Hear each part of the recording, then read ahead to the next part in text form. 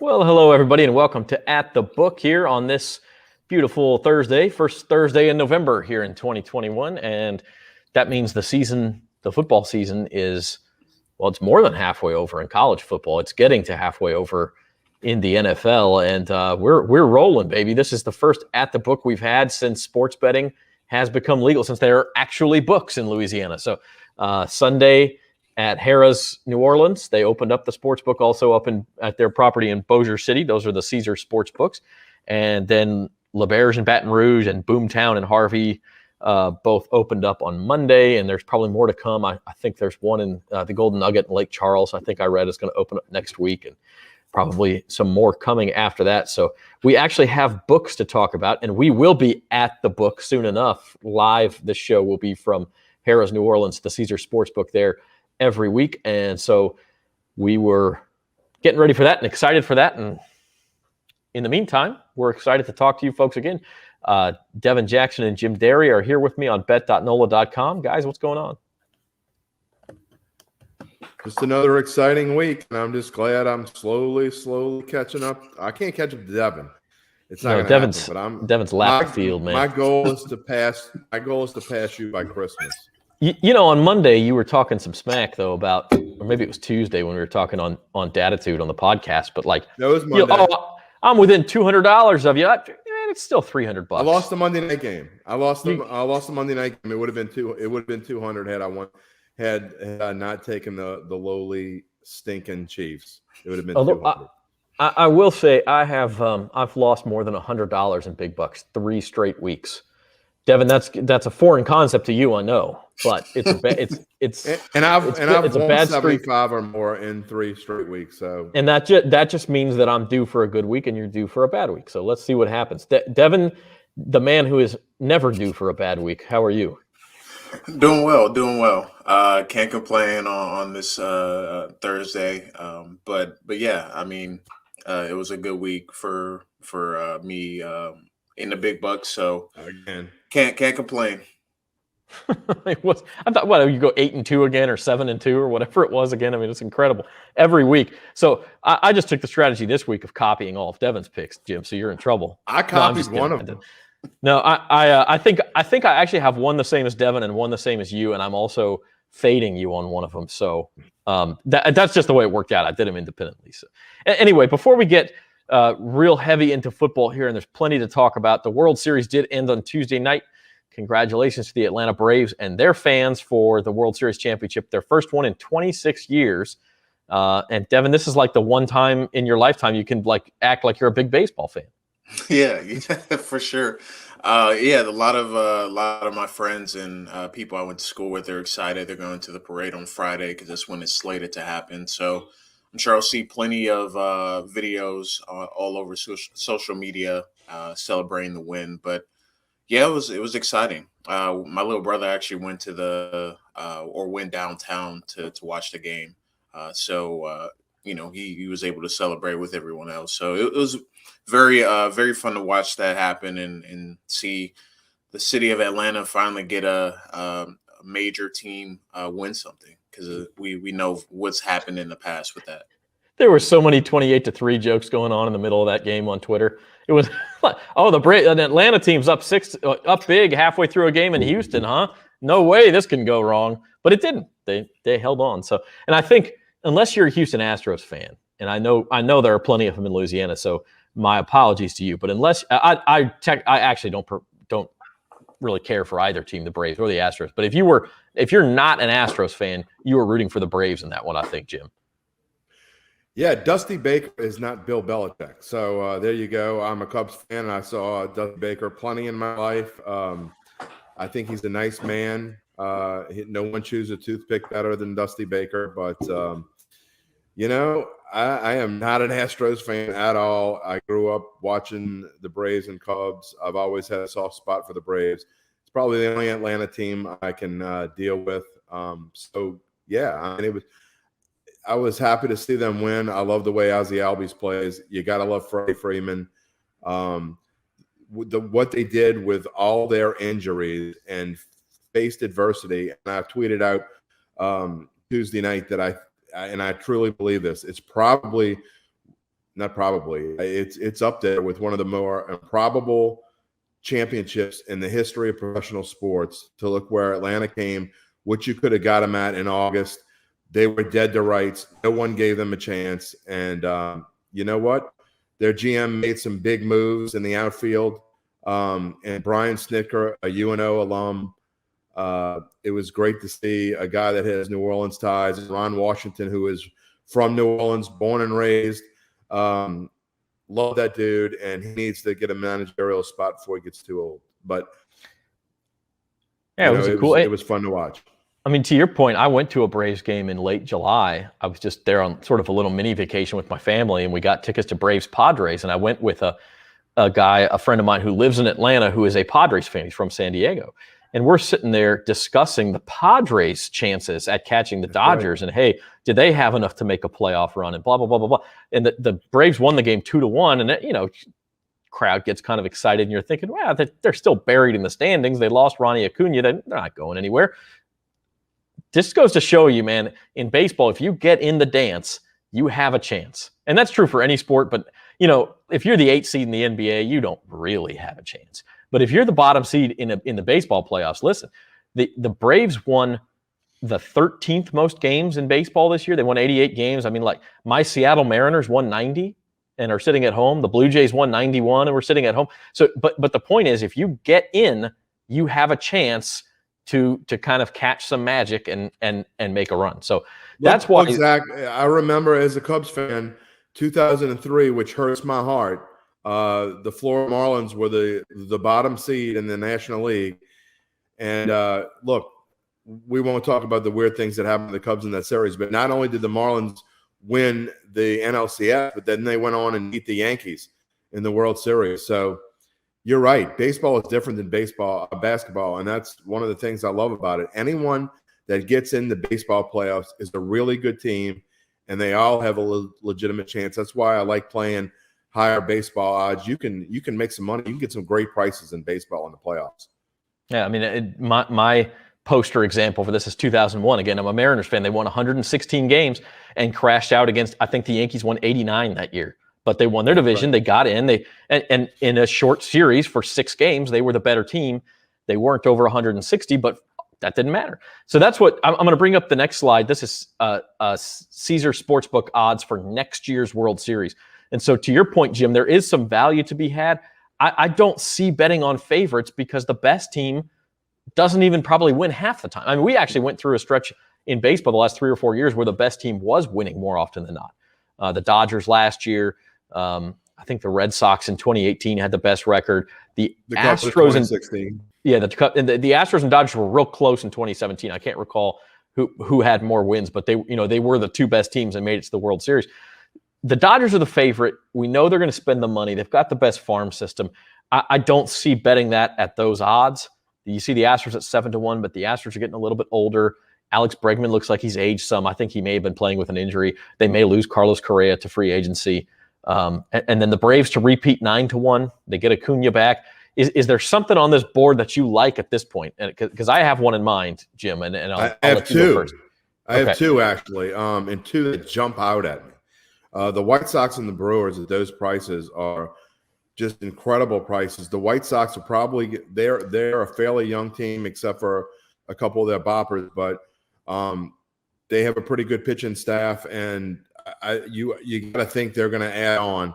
I think at 12-1, they're an outstanding play. As much as I hate to say it, being a Cubs fan, and speaking of being a Cubs fan, as much as I dislike the Brewers, I don't see a lot of competition for them in that division.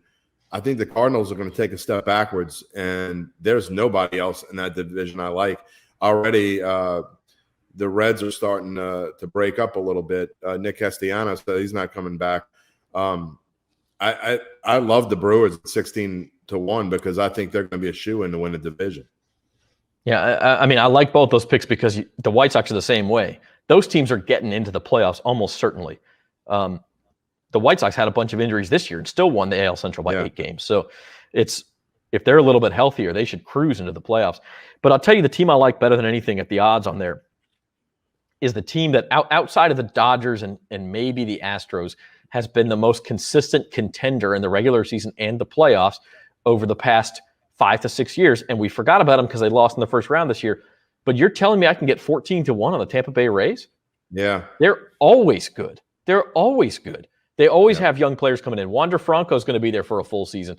So you're telling me I get better odds than an average playoff team on the Rays at 14-1? Please give it to me. I'll at least get into a spot where I can hedge. And also, Zach, with the Rays, the way they handle their pitching staff is perfect for the playoffs because they do what people do in the playoffs during the regular season. So they're better prepared for the playoffs than anyone. I agree with you. I think that's also a good price. So it's great value. I would stay away from all 4 of the top 4 teams. It's awkward. Really, and I need to throw this out here because we're staring a work stoppage in baseball in the face. The collective bargaining agreement ends on December 1st. So one thing that's going to affect free agency, right? The free agent market might be real slow. We might not know who is going where among the big stars until even February. And then the other thing is we don't know what the playoffs are going to look like. Are they going to stick at 10-team playoffs? Are they going to be 12-team playoffs? Are they going to be 14, 16? They're going to expand the playoffs in some form or fashion, and we won't know how many, and we won't know how important it is to be a division winner, or are they just going to go straight record, which would help a team like the Rays because they don't have to mess with winning the division over the Yankees and Red Sox. So I would actually refrain from these odds at this point. They're fun to look at. I'd wait until we know what the system is and which players are going where. Maybe you get lucky with some long odds, but it's going to be a weird offseason in baseball. So. And I don't think that there's going to be a ton of – usually when you have these kind of weird years, we saw it in the COVID year, there's not a lot of free agency movement because teams are less inclined to spend a lot of money. So you won't see as much movement. The teams that are good this year are probably going to be good again next year. And they'll always be a surprise team. Maybe the Padres because they don't have to do a lot of things. They're going to have a new manager next year, and so I also like them. They faded in the last month and a half, but they had a lot of injuries, especially Tatis was having issues with Machado and all that stuff. But that could be another team. But yeah, I think all the teams that were good this year are probably going to be good again next year, and likewise, all the teams that were bad, the Chicago Cubs, they'll probably be bad again. Yeah, it's become a thing in baseball and other sports too, but especially in baseball where you don't sign free agents until you are ready to contend. And so that's part of it. It's our weekly losing of Zach, Devin. I know what do you think about your Braves going into next year. You got to think if you're playing for the Braves and you really like them, that they're in a great spot to be good again, right?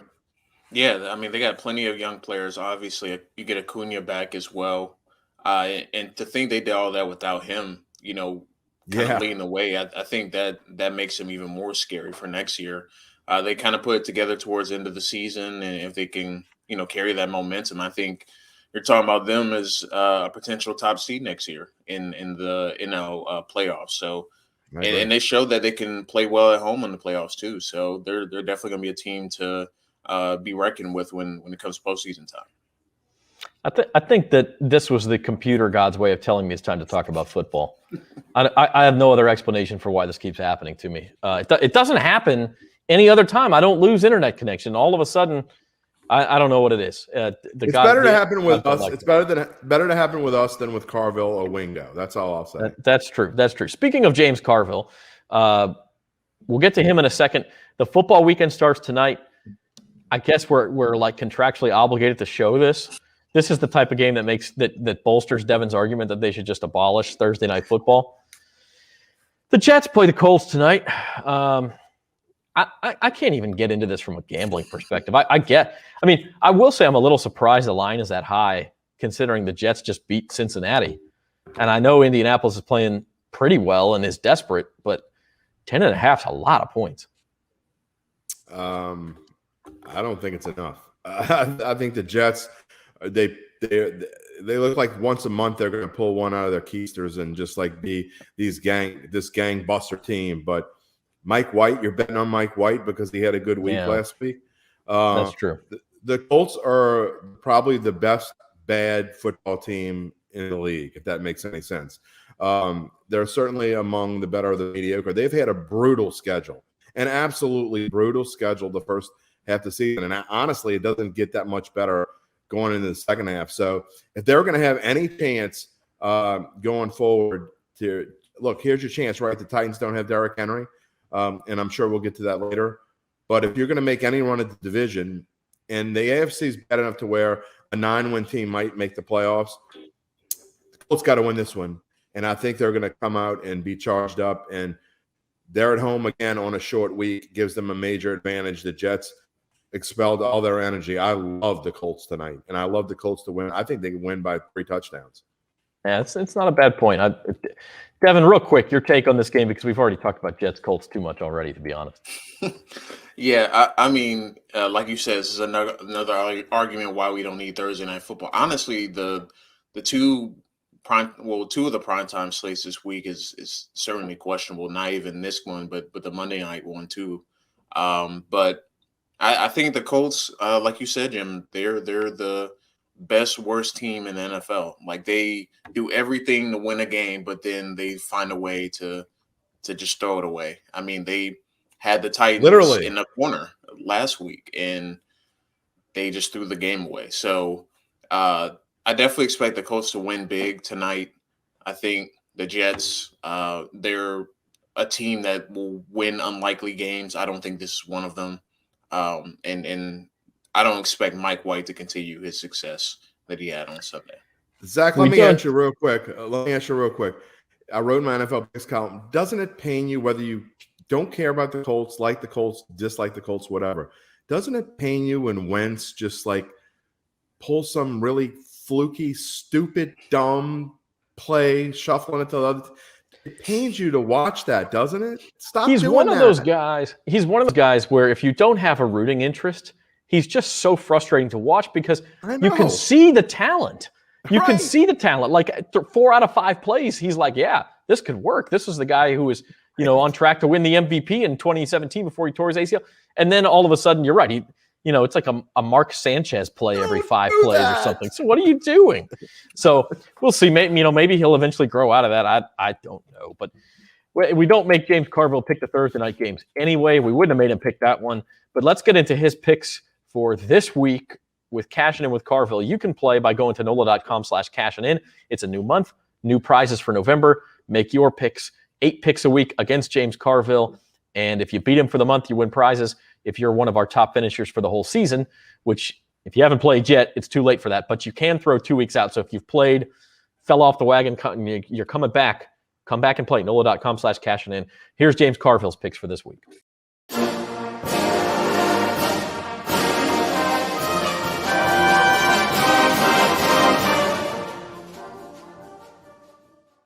Cashing in with Carville for week 9, November the 4th here in 2021, and James Carville is here with us. It's an interesting week, James. We had a lot of injuries in the NFL, a lot of upsets in college football, and the season really kind of starting to take shape here. Well, it's November. We started out, we had a good September, we had a bad October, so just in the zig and zag of sports betting, I think we're getting ready to be hot here. So right. Let's look at where we are here. Wake Forest is undefeated, right? That's right. We have my friend Al Hunt's, he went to the game last week. They've never had top 10 team, and they're going to play North Carolina. North Carolina's actually a favorite, 2.5. That tells you to take North Carolina. Well, we're taking the Tar Heels. We're taking the Tar Heels. When I started this, I did not think Wake Forest would be one of the games of the week I'd be picking, but here we are again, the surprises of college football. There's hope for Tulane. All right. Yeah, there's still hope. Next up in the Big Ten, in West Lafayette, Indiana, Purdue, another team we might not have been expecting to pick. They're only a 3-point dog against undefeated Michigan State coming into town. You know what they called them when I was your age? The spoiler makers. Ooh. Take the spoiler makers. I like that. I've never heard that before. No. They would beat Notre Dame every now and then. Yeah. I've heard the you'll be working for us one day chant, but never the spoiler makers. So yeah, that's one of the great nicknames in college sport, the Boilermakers. That's fantastic. So we're taking the Boilers. All right. And in the SEC now, for our last game of the day, Auburn at Texas A&M. It's the Aggies by 4.5. A couple teams, probably the losers out, the winner's still in the race. The home team is going to be still in the race. All And right. more than 4.5. By more than 4.5. And real quick, just to touch James on LSU at Alabama. I mean, I guess if there's a will, there's a way, but it's going to be tough. 28.5. My daughter's getting married on Saturday, but she's getting married at 3:30, so at Eastern time. So, I'm sure if the game is tight, we'll gather around the TV. If it goes as the odds maker think it goes, we won't have much to look forward to. But, the guys they got a lot of pride, and we got some good athletes, and one hopes. Well, congratulations to at least for another couple of days, Miss Carville. And we're very excited. We'll see if that LSU Alabama game is worth turning on at the reception or grad not. student at LSU. All right. So it's creative writing. If she had to pick a Saturday in the fall, this was probably the one to pick. A lot of guests are thanking me. All right, moving on to the NFL. You faded the Bengals a couple of weeks ago against the Ravens, and Joe Burrow and Jamar Chase burned you bad. So they are 2.5-point favorites at home in another division matchup, this time against Cleveland. I hope they win by 1. That means you're taking the Browns, I take it. Deduction. All right. Taking the Browns, but we're hoping for a Bengals win by 1 or 2. And then we get into the injuries here on these other picks. The Chiefs are 7.5-point favorites against the Packers. This line has been all over the place, but it moved up big to Kansas City when Aaron Rodgers is out on the COVID list. He will not play. He's unvaccinated, won't be able to play no matter what happens with negative tests. So the Chiefs now big favorites by more than a touchdown. I did. When that game was picked 'em, I liked the Chiefs. But 7.5 is a lot of freaking points. I mean, I know Aaron Rodgers, is a lot, but I'm kind of going to stick with the Chiefs. Stick with the Chiefs. A lot of points. It looks like they might be, they got talent. Let's just stick with them. All right. Jordan Love's first career start for Green Bay. He'll fill in for Aaron Rodgers. Look what the Saints did, I mean, over a season, you sure wouldn't like something like this, but for one game, sometimes I've seen it where they just rally around. Yeah, and we'll get to the Saints in just a second because that's a good segue. But first off, the Sunday night football game, Titans at Rams. And again, a big injury here. Derrick Henry out at least several weeks for the Titans. He's obviously the best running back in the NFL. And the Rams signed Von Miller from the Broncos, so the defense gets that much better. And this line went from 4 or 5 points to 7.5 when those two things happened. I'll take the dog. We'll take the dog at plus 7.5. Again, I agree with you. I don't think anyone disagrees that Derrick Henry is not the best one. I don't know. I think Alvin Kamara might not be just as good as Derrick Henry. He's different. Yeah, he's different. Yeah, more versatile. I mean, he probably doesn't run with the power Henry does, but if I had to draft one of them, I think I'd take Kamara. I mean, I think people think Derrick Henry eventually would break down. Injuries happen to anybody. Is this the start of his breakdown with his workload? Who knows? I mean, that's like being a running back in the freaking NFL. I mean, it's unbelievable the punishment those guys take. No doubt about it. And speaking of punishment, I was in the Dome on Sunday, an incredible victory for the Saints. Right after sports betting started in Louisiana. It was a great day in New Orleans. But in your eyes, was this a Pyrrhic victory to lose Jameis Winston for the season on a day you beat the Buccaneers? Well, it's not good at all. But remember, we got Hill coming back too. Mm-hmm. And there was some competition for the job. All right. And it looks like this guy's competent. He probably can, Coach Payton can use him some. I'm told, we don't know how accurate this is, but pretty knowledgeable people are not out shopping for another quarterback. Yeah, I mean, there are free agents out there. Cam Newton is probably the biggest name free agent out there. Phillip Rivers, he's old as I am. Phillip Rivers is out there. And I don't think, just given I don't think they're going to try to trade for Deshaun Watson.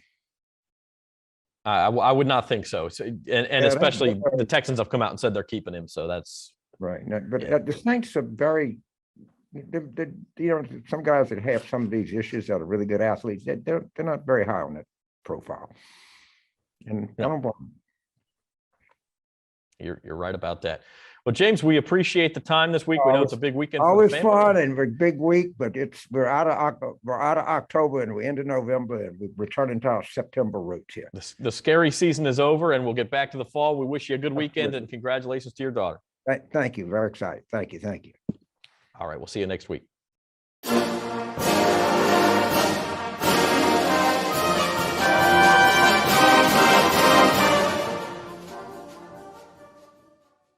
Okay, so that was James Carville's picks for the week. Congratulations to him and his family, his daughter getting married this weekend. You could tell he was in a little bit of a rush this week, but he got through all those picks.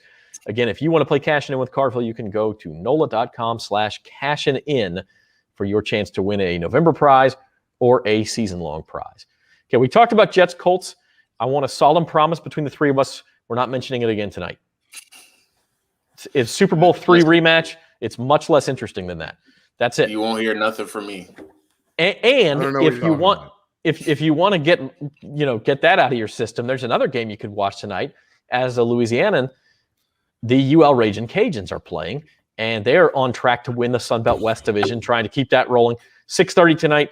They are almost 2-touchdown favorites. They got the hook in their favor against Georgia State. This is interesting. I actually kind of like the under on this game, guys. Billy Napier tends to get conservative in games where he's big favorites. And I think UL will win comfortably. I don't know about the spread, but I do think it stays under the total. Radio silence. Yeah. I'm sorry. I will say that here's a perfect example, anti-Devin's point.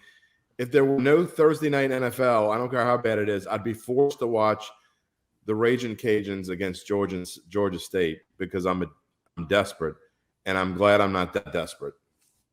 If there was no NFL Thursday Night Football, my argument would be that there will be more college games, and so you might have better options too. But we'll see. To be honest, as a Louisiana football fan, you don't have great college options this week anyway because LSU is playing Alabama in Tuscaloosa. Now, that's for years and years and years, ever since Nick Saban got to Alabama, really, this has been one of the games of the year in college football.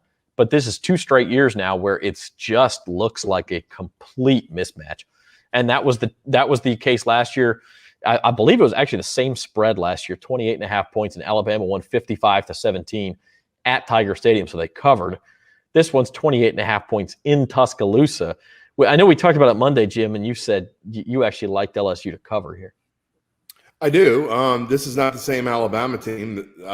Probably like the over more than I like the spread itself. I think LSU is probably going to score 3 touchdowns or so. So I mean, 21 and 28 doesn't equal 67, but I think it's a higher scoring game. And I like LSU to keep it fairly close for a little while. And maybe even later if it gets big, a backdoor cover or something along those lines. But look, Alabama, again, I know they're number 2 in the college football playoff ranking. I'm not so sure they're not going to lose to Auburn later. I don't think they're as good as everybody thinks they are. In fact, I know they're not as good as everybody thinks they are. Bryce Young is not lived up to Heisman expectations, and I know he's only a freshman, so give him a chance. He's the Heisman favorite. What do you mean? He's the Heisman favorite. Because he plays for Alabama. Well, his numbers are good too. His numbers are okay. Not for a Heisman one. I mean, you can't tell me that he's the best player in college football. He's not. But that's another story. Anyway, back to LSU. They tend to play better in games like this. They didn't last year, but Alabama was a dominating team last year. I just think that LSU is going to hang tight for a little while. I do think that they lose handily, but not by more than that. Hook also is a gift to me. You got to win by more than 4 touchdowns. I don't think it's going to happen.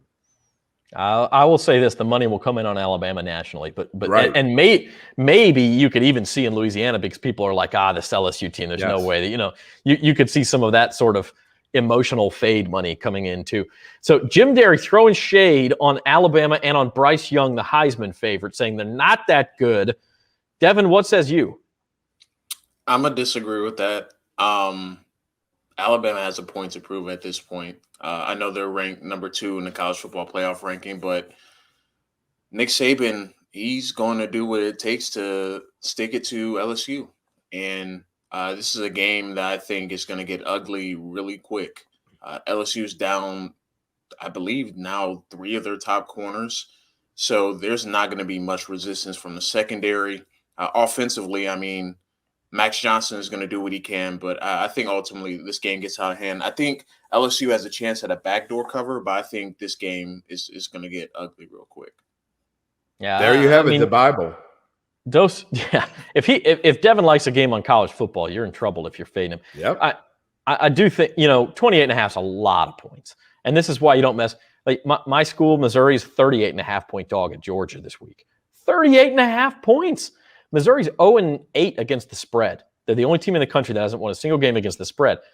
But 38.5. I mean, you get one garbage touchdown, and Georgia's got to score 46 points to cover. Now they might, but like that, messing with these big spreads is really, really, really difficult. So I don't know, and all the people the casual bettors who don't go into these things like we do, and look at different things. I mean, they're automatically going to bet Alabama and they're automatically going to bet Georgia because they don't care what the spread is. They're going to bet those teams no matter what. And when we get our little thing from Caesars on Saturday morning, I would be willing to. I'd be more inclined to bet the money on Alabama, or the tickets on Alabama and Georgia will be well over 80% than I will on taking LSU in the points. I mean, the tickets are going to be way over 80% on both of those teams. But the money will be lower, is what you're saying. Yeah. The money will be more, if not more than 50% on the dog, at least less than the tickets are. So I agree with that. Usually those favorites get a lot of public tickets. And sometimes, listen, the public's right sometimes, because if they weren't, they would stop betting. But it's a balancing act, and sometimes the spread is just too high. Speaking of spreads that might be too high, on Sunday the Saints are back in action, and they are -6 against the Falcons. And the number I want to circle here is the over/under, which was, I think it opened at like 44 this week, and it's been steadily moving down. It's now all the way down to 42. I don't, like if you're going to cover 6 points with an over/under of 42, you can only give up, I'll do the quick math in my head here, like 17 points? Or you're not going to cover. And so they're really relying on the Saints defense in this game. And maybe that happens, but it just seems like a lot of points in this game with no Jameis Winston. We don't know what the Saints' plan at quarterback is. Devin, you're the Atlanta guy. We'll let you go first here. What are your thoughts? Saints, Falcons, they're always tight games. Like it just doesn't matter what the record is or anything like that. And I mean, the Saints aren't going to have Jameis Winston. I know they won twice last year. I believe twice last year with Taysom Hill at quarterback. Three times, I think, actually. Yeah. We'll see. Although, I'm sorry, Devin. One was the Denver Broncos quarterback-less game that doesn't even really count in my mind. But go ahead. Yeah. So I know that it can be done, but I just don't like the Saints to cover the 6-point spread. I mean, they have to be coming out firing all cylinders. And we haven't seen their offense really do that with Jameis Winston, let alone, with Trevor Siemian. He was able to make plays like down the stretch of the game, and, obviously got him in position to score a couple touchdowns. But I just don't believe that the Saints are going to cover that 6-point spread. I think this is a game that is going to be tightly contested, and Saints are going to have to pull it out in the fourth quarter to win the game. Yeah, I mean, quite frankly, Jim, I think the Saints should be on outright upset alert after the injuries they've had, the emotional week they've had, and a rival coming in. I've talked about it all week long. This is not a good spot for the Saints. It's not a good spot for Atlanta either. They're dealing with their own issues. Calvin Ridley is gone for a few weeks, dealing with some personal issues. But the Saints, again, you don't know who the quarterback's going to be. It's probably going to be Siemian, you would think. At this point, it'll be Taysom later, but I think this is a Siemian game. This is going to have to be won by defense, like Devin said. I don't know that I agree that the offense hasn't been playing well, because I think they've improved steadily. But again, that is under Jameis, and they're going to have to revamp this whole game plan now and change their offense a little bit. I don't think the Saints will lose, although it wouldn't surprise me if they lost. But I think everybody's going to be betting on, again, the casual better. Not when I say everybody, I don't necessarily mean the sharps. The casual wake up in the morning and let me see what I like. Oh, the Saints are only 6-point favorites. They beat Tampa Bay last week. There's going to be a lot of money, a lot of tickets on the Saints, and I don't like them this week. I probably stay away from it. I like more, and we'll get into it in a minute. It's one of my big bucks picks. I much prefer the under because this is going to have to be one with defense, and I could easily see this being a 16-13, 20-16 kind of game. Yeah, it kind of feels like the Monday night game in Seattle to a certain extent where the Saints are just trying to survive. And to that end, Jameis Winston's out for the season. We just learned the other day Michael Thomas also out for the season. The Saints did not trade for a quarterback or a wide receiver by the deadline. There's still free agents out there. It looks like Odell Beckham might be on his way out of Cleveland, and maybe if he clears waivers, a team like this, it was reported they talked to the Browns about trading for him. So maybe if the salary is off the table, they would take a flyer on Odell. Or Cam Newton's out there, but anyway, it looks right now like they're going to go to battle here with Taysom Hill, with Trevor Siemian, with Marquez Callaway, with Deontay Harris, with Traquan Smith. What do we think long-term prognosis for the Saints here if that's the case? Obviously, the defense is tremendous. They've got one of the best running backs in the NFL in Alvin Kamara. They've got a good offensive line. So this is a very strong team outside of those sort of key skill positions. I'd like to know your guys' thoughts on what the long-term outlook is here. I don't think it's any different than it was before. I'm sorry, Devin. I don't. I just you talk about what Jameis Winston was progressing, okay? It was work in progress. And I think he had finally got to the point of where he was feeling comfortable. But if they went 5-2 and frankly should have been 6-1 over the stretch and some tough games involved in there with the way that, Jameis is learning on the fly, Taysom has been in this offense for quite a few years now, knows it as well as anybody. He's not as good as Jameis Winston, but he knows the offense better than Jameis Winston. I think he'll be adequate enough. I never thought this was a Super Bowl team. I still don't think they're a Super Bowl team, but I don't think they're any worse than they were last year. I mean, Drew Brees can throw the ball over 20 yards. It is what it is. I think they're a 10-win type. I thought they were a 9 or 10-win team before the season. I still think they're a 9 or 10-win type team, and I think they'll find a way to make it into the playoffs. And they're a lose in the first or second round kind of team, just like they were last year. Devin? I think their ceiling is at least the divisional round of the playoffs because their defense is just good enough for them to win games throughout the season, and they've showed that already. I don't think this is a team to expect a deep playoff run from. I mean, obviously with the injuries and the changes at quarterback from the beginning of the season to now, I think it's going to be incredibly difficult for them to win more than one playoff game. But I think this is a team that's still very competitive. Even if they lose in the playoffs, I think they'll give any team a good fight. I mean, they already beat the Bucs, and they're considered one of the best teams in the NFL. They still have to play the Bills later this month, so we'll see how they fare against them. But Sean Payton is always going to have this team ready to play, and I think they're still going to be a dangerous team, even if they don't necessarily have a dynamic offense. So they're a team you don't want to play in the later months because of how tough they are and how well they defend defensively. Yeah, we'll see. I mean, to me, Taysom Hill is the X factor because he's the one guy who has the talent to make a difference at quarterback. But the question is, has he developed enough as a passer? Is he healthy enough? Can he stay healthy enough with the way he plays? And that's the big question. But as far as the playoffs go, I mean, if you look at the NFC, there are 5 tremendous teams in the NFC. 5 teams, probably 5 of the 6 top teams in the NFL right now are in the NFC. You throw the Bills in from the AFC, and then you have Rams, Buccaneers, Cowboys, help me out, Cardinals, Green Bay, and Packers. Yeah, and then the 16, there's 7 teams that make the playoffs, right? Clearly, the 6th best team in the NFC is the Saints right now. And then somebody else, even on top of that, is going to have to make it in that 7th spot, and that's going to be the Seahawks when they get Russell Wilson back, or the 49ers, or maybe Minnesota or Carolina gets hot. Somebody's got to get that 7th spot. And we're not even – the Saints, I think, are pretty clearly the 6th best team. And, yes, they still have to play – You say that, and the Saints, if they win this week, they are number 1 in the NFC South because they will have the same record as Tampa Bay, and they will have beaten Tampa Bay. So you could say they're the 6th best team, but I don't know if that's the case or not. I believe if they win and they get help from a couple other places, they could be in the spot in the number 1 seed in the NFC. I think they would need Arizona to lose for sure, and maybe Dallas to lose too. But they could be the number 1 seed in the NFC after this week. But I don't know about that going forward. As Devin mentioned, they still got to play the Bills, still got to play the Cowboys, still got to play the Bucs again.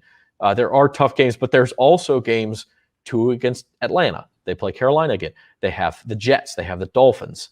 The Titans are sort of in between, but they have a lot of games where you say, yeah, they're going to have a tough time winning that game, but they also have a lot of games where you say they're going to be favored by 5, 6, 7 points in those games and have a good shot to rack up some more wins. And that's all it's going to take to make the playoffs. Well, Sean Payton is 11-2 as an underdog the last, I think, 3 or 4 years. So the Saints play better and have historically played better against good teams. And there are plenty of good teams left on this schedule. Devin talked about Buffalo. The Saints also play Dallas. So really they could put themselves in a position to where even if they end up in a tiebreaker, they could be in a really good position. If they are able to beat Dallas, then they will have beaten Dallas, Tampa Bay, and Green Bay. And they get Dallas. Sorry, Jim, they get Dallas and Buffalo at home as well. So right. They will have a chance in those games, you would think. Let's play big bucks before we go now. Going back to last week, wash, rinse, and repeat. Devin Jackson, another good week, plus 136. I singled out the pick that you bet on the most money for $40. It occurs to me looking back through our spreadsheet of all our picks, Devin, you could be up a lot more than $500 if you don't put as much money on these games as Jim does. But it's whatever strategy you have is working out for you.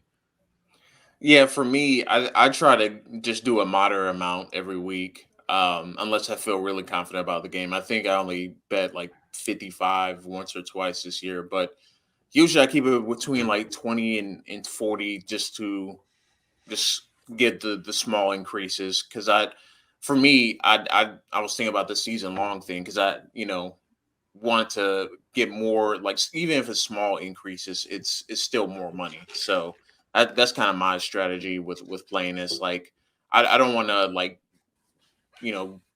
go up or put up like $150, $200 and then I lose all of it, and all of a sudden I lose what I gained from the week prior. So that's the problem. That's the problem right now is that you've gotten hot with moderate bet amounts. The second that you go up big and get overconfident, that's when betting karma gets you and you lose. Just like you said, you throw it all back. Oh yeah, I'm getting pretty good at this. I got a good read on college football this year. Here's a couple $200 bets. Whoops, there goes that. Jim Derry might know a little bit about that. I'm actually the opposite. I have trouble controlling myself when I'm in a hole, and I think that a couple of good bets are going to get me out of the hole, which is why that I'm where I am. I think if you probably look at my and I haven't figured it out, so I don't know this, but I would be willing to bet if you took the number of bets I made and just figured out what my record is, it's probably pretty close to even or maybe a little bit ahead. And that 1 week where I threw bad money at worse money kind of bit me in the butt. I generally bet these things like I would bet them in real life. I loved the Saints last week. It was one of my plays of the year. I thought it was a great spot for the Saints. James, now who'd have thunk that Trevor Siemian would play 2/3 of a game and the Saints would win by 9, but they did. But it's because the Saints defense matches up well with Tom Brady, and the Saints will be big dogs at Tampa Bay, and I'll probably take the Saints again. So there are certain games that I really like, and I'll play a little bit more on. But I'm usually in the same ballpark as Devin. I don't bet a lot on multiple games. I take the ones I really like, and I'll put a little bit more on them. But I think I only had one this year where I put like 120 on a teaser or something like that, and it bit me in the butt. So, but overall, my general philosophy in this game is to bet like I would normally bet. Yeah, and then same here. I'm a grinder in real life, and that's how I try to play these. I don't think I've gone over $55 on any one bet. And of course, one of the $55 ones was that godforsaken Packers Cardinals over. Don't get me started again. Ouch. Move on to the next slide. I can't even look at it. Best bets for week 9. Devin, you're going another total. You nailed Nevada UNLV last week. How about a Utah Stanford under 54? This just feels like a just grind out game that's going to end in like 20-17, 27-17. These teams, neither of them are dynamic offensively. Stanford still plays football like it's the 1990s. So I think that this is a pretty good bet between these two teams. Neither of them are incredibly explosive. Did you hear that, Jim? He said 1990s like it was so long ago. I know. That's hurtful. You know what's sad is like you were talking about the Braves earlier, and about Devin not being around or not remembering it for sure. I mean, I remember like it was yesterday. It was Tommy Glavine and John Smoltz and Greg Maddux and that team. It's like and I mean I was only 11, but I remember it. I remember that World Series. I was out of college already. I mean, it wasn't that long ago, I think. All right, old man. What's your favorite pick this week? Look, I've been doing well with teasers. You're gonna get that root beer ready. And I think I've won 3 or 4 in a row, and I really like this one. This is one that I like. I probably should have put more on it than I put on it, but you're telling me that Miami's only got to beat Houston straight up, and Pittsburgh's only got to beat Chicago straight up. Both of them at home. I know Miami is a 1-win team, but Houston just doesn't care. I mean, they look like they're in the running for the. They want to win the NFL first pick. And so I love Miami this week. I love both of these teams to cover, and I especially like them in the teaser, hence what I have here. And again, with the teaser, you get 6 points both ways, and they only need to win. Yeah, that's the way to play a teaser too. For those who are thinking about it, it's like you want to tease a line that is going to get you to a key number. Right, like either get you to -2.5 or -6.5, or in this case, this becomes a money line parlay where you just need these teams to win, and clearly they're going to play to win. And money-wise, if you did a money line parlay on these two teams, it would cost you way more. So a teaser is the way to go with this. You would get here. You only have to put down 60 to 150. If you did a money line parlay, it'd be more on the lines of like 80 to 150 with their odds. So you're better off doing a teaser. Yeah. And then my best bet's Texas A&M to beat Auburn. I think, a lot of people were on Auburn last week against Ole Miss. I was one of them, and they covered that game. But now they're going on the road, and I really feel like A&M's figured it out. I think A&M is the team that's waiting in the wings. If Alabama slips up again, guess who goes to the SEC championship game? It's Texas A&M. And so because they hold that head-to-head tiebreaker with Alabama.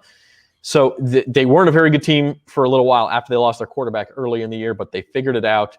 And I do like the Aggies. They burned me a couple times before this year, but I'm going back to that well. All right, the rest of our picks, Devin, up to $2,500, up 25% over the beginning of the year. What have you got for us this week? Yeah, so I talked about the Utah Stanford total. I think it's going to go under 54. Talked about this earlier in the week. Ole Miss versus Liberty. Line is still 9.5 in favor of Ole Miss. I'm still taking it. I think Ole Miss is in. I know it's Hugh Freeze. He's coming back to play his old team, but Liberty just doesn't have the talent to match up with Ole Miss.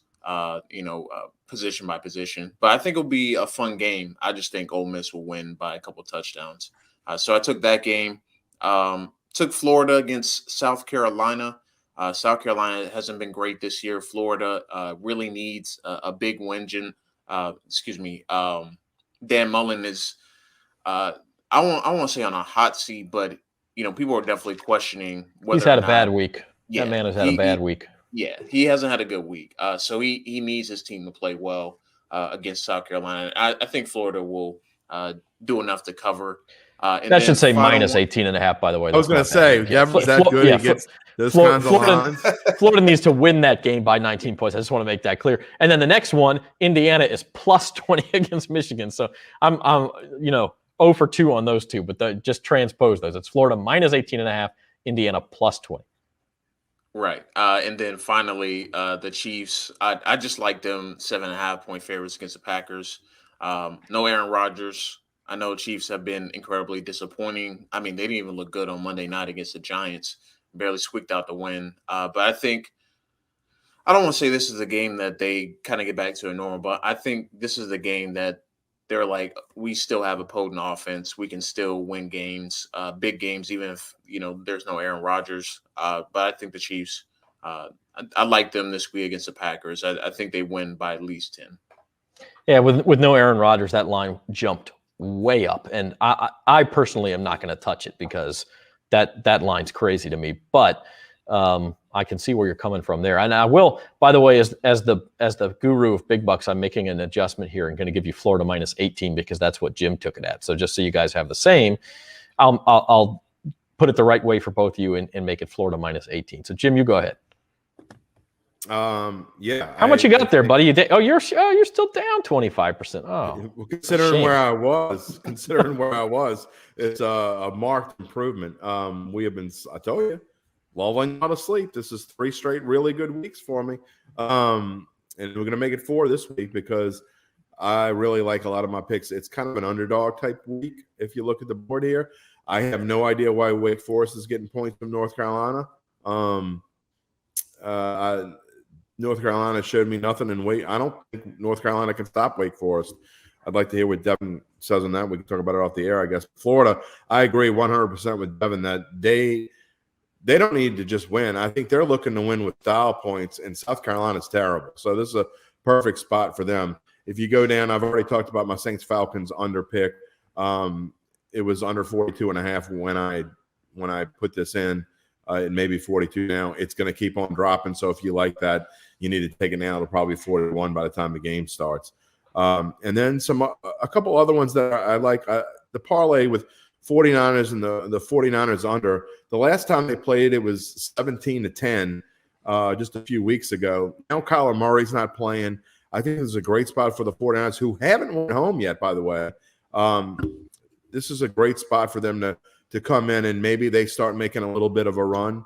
And I think they're going to do it with defense as well. So I've got a lot going on here with 49ers. I like them to win straight up. And then I took them to parlay with the under. So try to win a little bit there. We already talked about my teaser with the Dolphins and Steelers. And then the Browns, look, the Bengals are starting to look.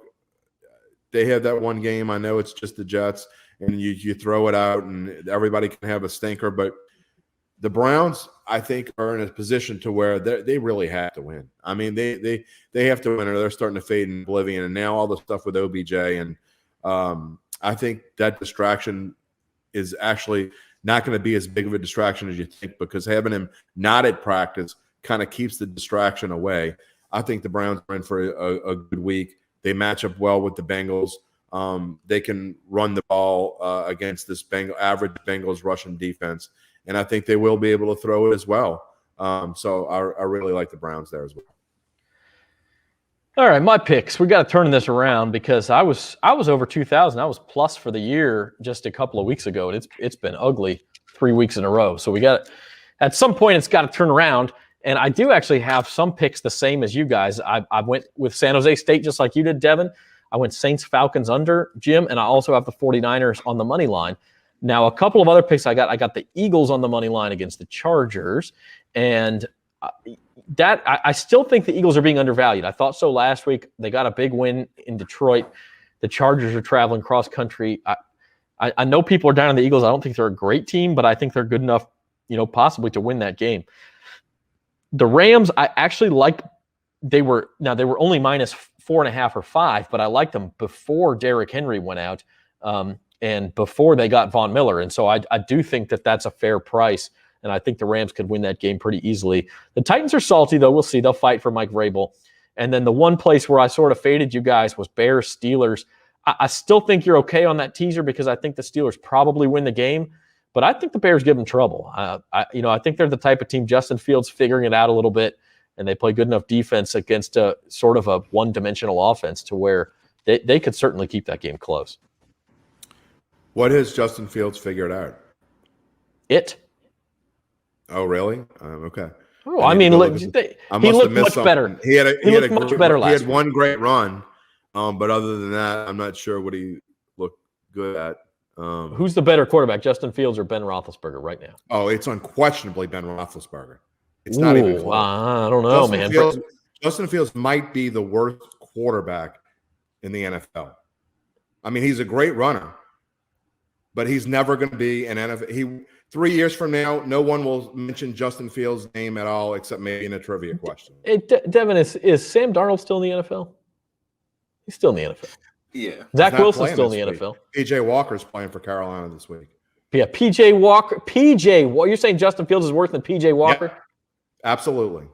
Justin Fields can't throw it from here to this door without finding a defender. Wow. He went to Ohio State. You're a Chicago guy, man. How can you say this? Name me a good Ohio State quarterback. Art Schlichter. I mean, you're going back that far. It's not really fair to Justin Fields, though. He's different from those guys. I mean, to that argument, I mean, who has LSU produced before Joe Burrow? I mean, the quarterback. I'm not talking argument, about LSU. I know, but his point is that you can't use the past as a past as the reason why Justin Fields is not going to be any good. He doesn't have anything to do with that long ago, and I'm not saying he was a good quarterback because he wasn't, but it wasn't that long ago that the first pick in the NFL draft was an LSU quarterback.